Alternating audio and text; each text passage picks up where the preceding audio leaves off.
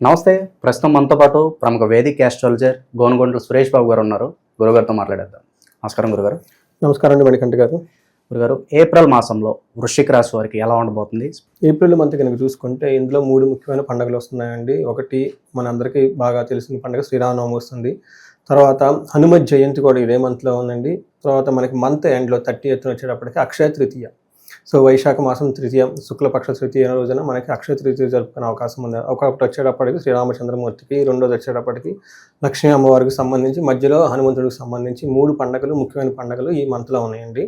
So ఇవి మనకి న్యాచురల్గానే కొన్ని రెమెడీస్ ఉంటాయండి. మనం ఎలాంటి పండుగలు ఈ పండుగలతో చేసుకోవటం వల్ల ఏ రాశి వారికి ఎలా ఉంటుంది ఏంటి, ఈ పండుగలకి ఈ రాశులకు అనుసంధానం చేస్తూ మనం ఏప్రిల్ మంత్ రాశి ఫలాలు చూద్దాం.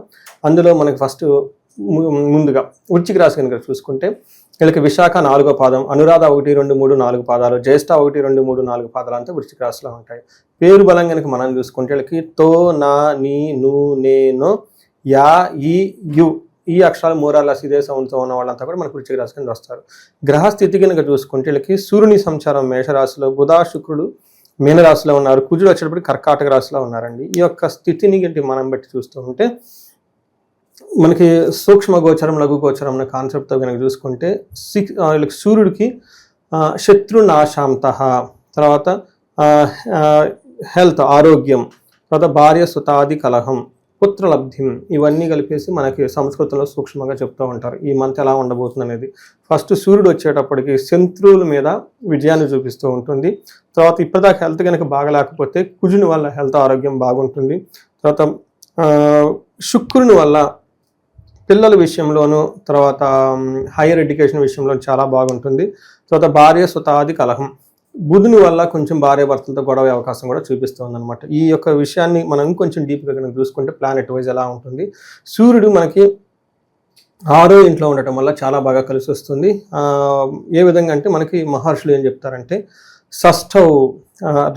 షష్ఠే రవు, 6వ ఇంట్లో రవి ఉంటే సుసౌఖ్యాధీన్ యత్నకార్యార్థ సాధనం దేహారోగ్యాది సంతోషం వస్త్రధాన్య లాభాధికృత్ అని చెప్తారు. అంటే మనకు 6వ ఇంట్లో ఉంటే ఏమవుతుంది, ఫస్ట్ మనకు వచ్చేప్పటికి కంఫర్టబుల్గా ఉంటారు. ఏదైనా కనుక పని చేస్తూ ఉంటే అందులో కార్యసిద్ధి వస్తుంది, కార్యసాధనం అవుతుంది. దేహానికి సంబంధించిన ఆరోగ్య విషయంలో చాలా బాగుంటుంది, సంతోషంగా ఉంటారు.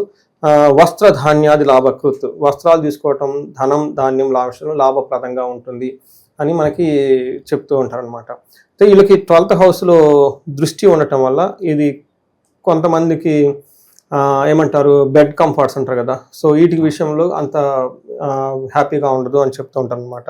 బట్ మార్స్ కుజుడి కనుక వీళ్ళకి 9వ ఇంట్లో ఉండటం వల్ల ఏమవుతుందంటే ఇది మిక్స్డ్ రిజల్ట్ అని మనం చెప్పుకోవాలి.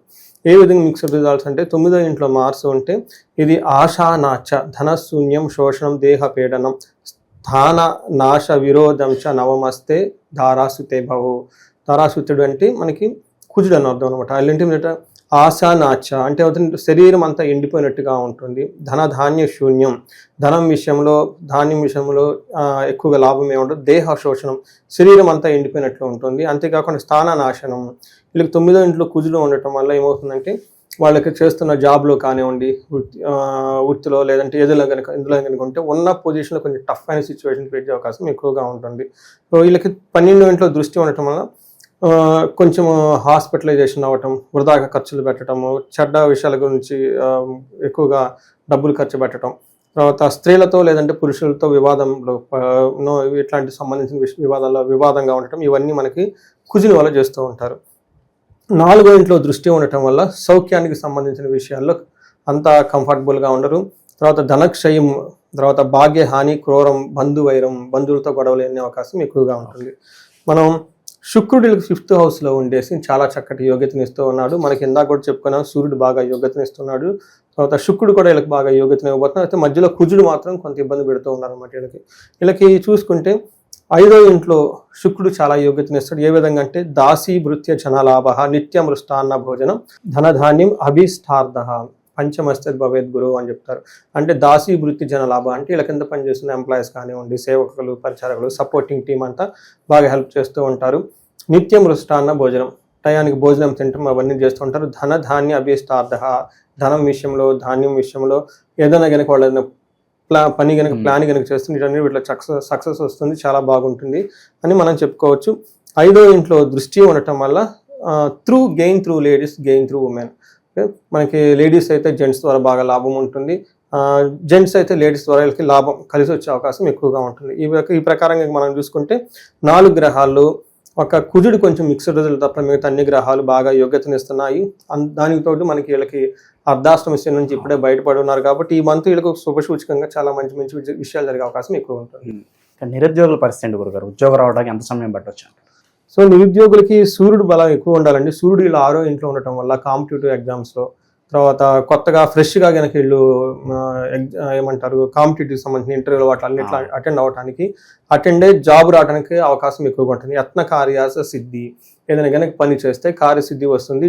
మనకి ప్రొఫెషన్ రిలేటెడ్లో బాగుండాలి. సూర్యుడికి అనుకూలంగా ఉన్నారు కాబట్టి బాగుంటుంది. వైవాహిక జీవితం ఎలా ఉండబోతుంది గురుగారు? వీళ్ళకి మిక్స్డ్ రిజల్ట్ అని చెప్పుకోవాలి. ఎందుకంటే 5వ ఇంటిని శుక్రుడు అంటే 5th హౌస్ని లవ్, రొమాన్స్ అంటారు అనమాట. సో వీటికి సంబంధించిన విషయాల్లో చాలా బాగుంటుంది, అనుకూలంగా ఉంటుంది. గురుగారు వీళ్ళు ఏదన్నా బిజినెస్ స్టార్ట్ చేయాలంటే కనుక ఏ రంగాలు బాగుంటుంది అంటారు వీళ్ళకి? ప్రస్తుతానికైతే వీళ్ళకి గ్రహస్థితిని బట్టి మనకి ఏమని చెప్తామంటే గోచార గ్రహస్థితులను బట్టి బిజినెస్, టెంపరీ బిజినెస్ అయితే చెప్పొచ్చు. కానీ బట్ వాళ్ళ జన్మజాతకం కనుక చూసుకుంటే వాళ్ళకి ప్రొఫెషన్, గవర్నమెంట్ జాబ్ ఉందా, ప్రైవేట్ జాబ్ ఉందా, లేదంటే బిజినెస్ చేసే యోగ్యత ఉందా, లేదంటే ఈ బిజినెస్లో అయితే ఎలాంటి బిజినెస్లు పాజిటివ్ సైడ్, నెగిటివ్ సైడ్ అలా ఉంటే తెలుస్తుంది మనకి. ఎక్కువగా వాళ్ళకున్న చదువు బ్యాక్గ్రౌండ్ని బట్టి, వేరే వేరే యోగాలను బట్టి మనం చెప్పొచ్చు. సో మనం జన్మ జాతకం చూసుకుంటే డీటెయిల్డ్గా చెప్పొచ్చు. బట్ ప్రస్తుతానికైతే వీళ్ళకి ఏ బిజినెస్ చేసినా బాగుంటుంది. అంటే పెద్దగా ఇబ్బందులు పెట్టేది అయితే ఏం లేదు. కానీ వృశ్చిక రాశి వాళ్ళకి May 18 తర్వాత ప్రొఫెషన్ రిలేటెడ్ మ్యాటర్స్లో కొంచెం ప్రెషర్ ఉంటుంది. శత్రువులు బాధ కావచ్చు, కనపడిన శత్రువులు వీళ్ళు ఎవరిని ఇబ్బంది పెడుతున్నారు గురుగారు? వీళ్ళకి శుక్రుడు అనుకూలంగా ఉన్నాడు, బుధుడు అనుకూలంగా ఉన్నారు, శుక్రుడు అనుకూలంగా ఉన్నాడు, కేతు అనుకూలంగా ఉన్నారు, గురువు అనుకూలంగా ఉన్నారు. ఇన్ని గ్రహాలు అనుకూలంగా ఉన్నటువంటి ఇప్పుడు వీళ్ళకి శత్రువులు ఇబ్బంది పెట్టే స్థితి నుంచి దాటిపోయి ముందుకు వచ్చేసారు. వీళ్ళు ఏమంటారు, ముదురులేపారు. వీళ్ళని ఎవరు బెండ్ చేయలేరు. ఎందుకంటే మొన్నటిదాకా వీళ్ళకి వృశ్చిక రాశి వాళ్ళకి అర్ధాష్టమ శని నడిచింది కాబట్టి ఆ టైంలో ఎన్నైనా బరాయించారు.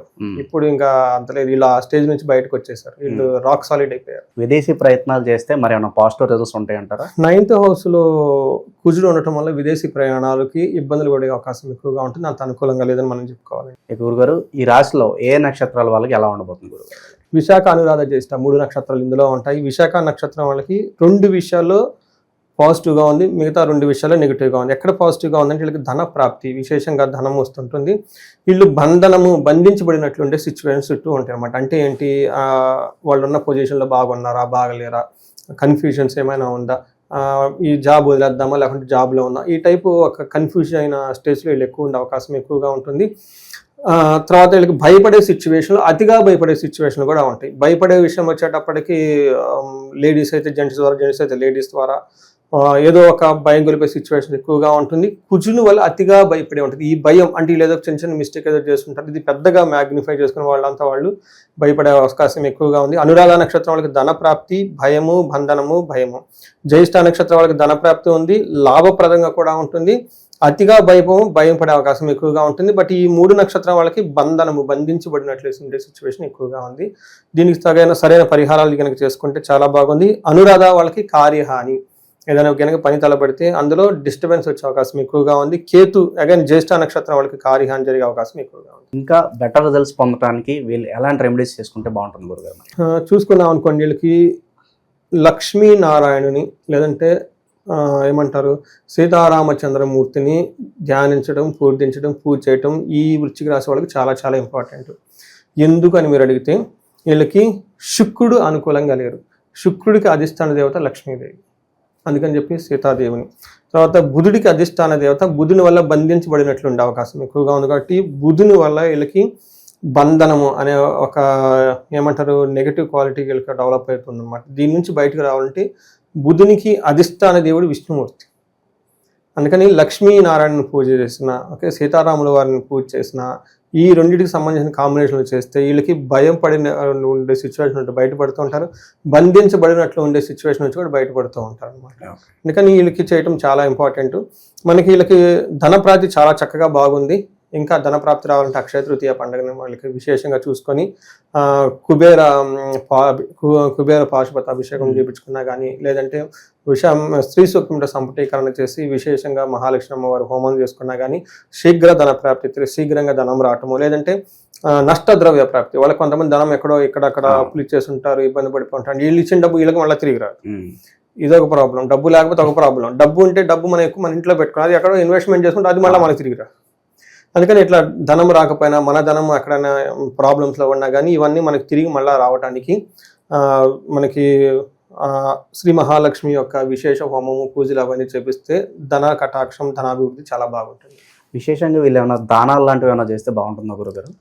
దానాలు అంటే వీళ్ళకి కుజునికి సంబంధించి కందులు దానం చేస్తే బాగుంటుంది, 1 కేజీ బావు. ఎందుకంటే కుజుని వల్ల అతిగా భయపడే సిచ్యువేషన్స్ ఎక్కువగా ఉంది కాబట్టి దాని నుంచి విముక్తి వస్తుంది. అట్లే కాకుండా సుబ్రహ్మణ్యేశ్వర స్వామి అష్టకం, సుబ్రహ్మణ్యేశ్వర స్వామి భుజంగ స్తోత్రము ఇవి చదువుకున్నా కానీ, లేకుంటే సుబ్రహ్మణ్యేశ్వర స్వామి దేవస్థానాలు ఎక్కువగా విజిట్ చేసినా కుజుని పెట్టే ప్రాబ్లం నుంచి బయటపడతారండి. వృశ్చిక రాశి వాళ్ళందరూ కూడా గురువుగారు గోచార ఫలితాలు అయితే తెలియజేశారు. మీకు ఏదన్నా సమస్యలు ఉన్నా మీ వ్యక్తిగత జాతకం గురువుగారితో చూపించుకోవాలన్నా సంప్రదించండి. చాలా బాగా వివరించారు గురుగారు. ధన్యవాదాలు. నమస్కారం అండి.